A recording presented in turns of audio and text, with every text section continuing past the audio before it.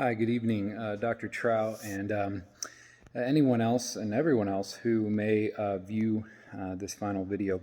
Thank you, first and foremost, for the opportunity to kind of articulate my experience in a video. I love to write, don't get me wrong, but there's just power in the spoken word. And so this video gave me a good opportunity to do that. Now, I only have about 5 minutes to really convey a very large amount of experience. That being said, I want to kind of just dig right in and explain to you that this field experience has been one of, I would say, first and foremost, spiritual growth. And I think that is probably the foremost, if not expectation. It's probably the foremost desire of most students that take the class, that they want to get some very individualized spiritual growth out of it. Secondly, is the professional development out of the experience. And whether you're already in a profession, hoping to soon become a counselor, whether you've been a pastor, which has been my experience, for many years, and that you're wanting to develop or hone in on more specific skills. This class meets the expectations of professional development as well. I wanted to just bring about something in particular, and I wanted to just use this opportunity to share with you something that, pertaining to my professional development and spiritual growth, that are really closely connected. I think that in many, many ways, especially on the secular aspect of things, we tend to kind of create a dichotomy between professional counseling and Christianity. And if you wanted to break down Christianity even more, I would say, we could even tangentially tie it into self-betterment. Because in reality, Christianity is about bettering yourself through the work and actions of Jesus Christ. And counseling is about bettering yourself.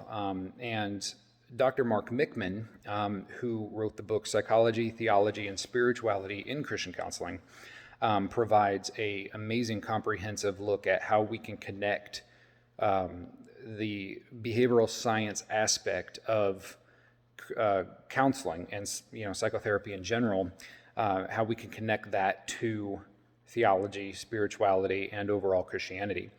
One of the things that the book profoundly demonstrates is the counselor's self-awareness of their own theological understanding and not overutilizing that in the counselor and therapy environment.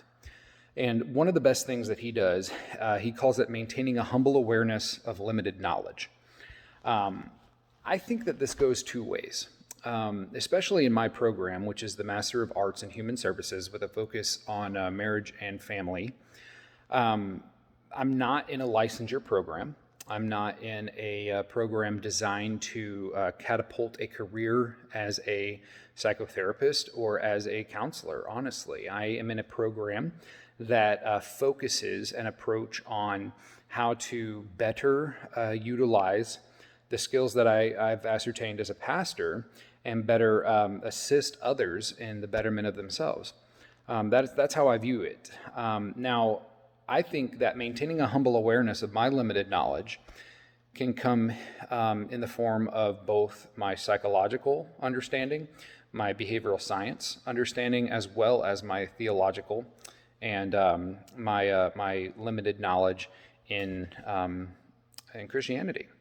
Now, I do have a Master Divinity degree as well as this Master in Human Services, but that doesn't mean anything. It means that I can put some additional things on my resume, but what it doesn't mean is it doesn't mean that I know any more than the next person who has read the Bible more than me or the same as me.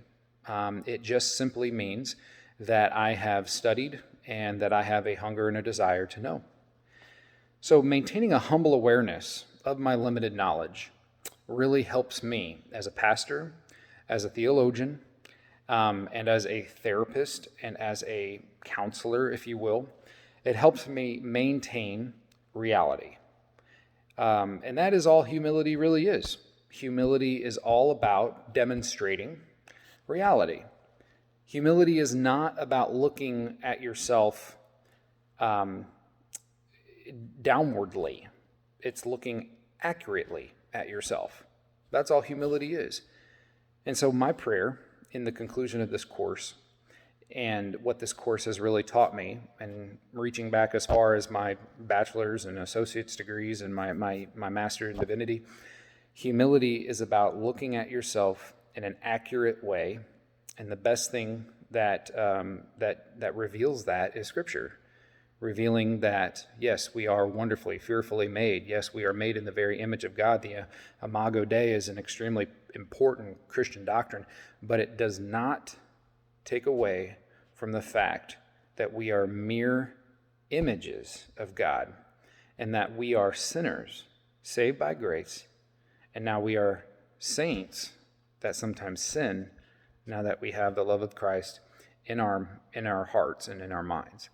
So my prayer for myself, my prayer for all of my colleagues, my prayer for you, Dr. Trout, and the rest of the staff is that we maintain a humble awareness of our limited knowledge in both our fields of psychology, our fields of theology, our fields of fill in the blank, and that we live in daily submission to Jesus Christ and recognizing who we are and whose we are humbly in Him. God bless, and I look forward to more encounters with you down the road until we meet again.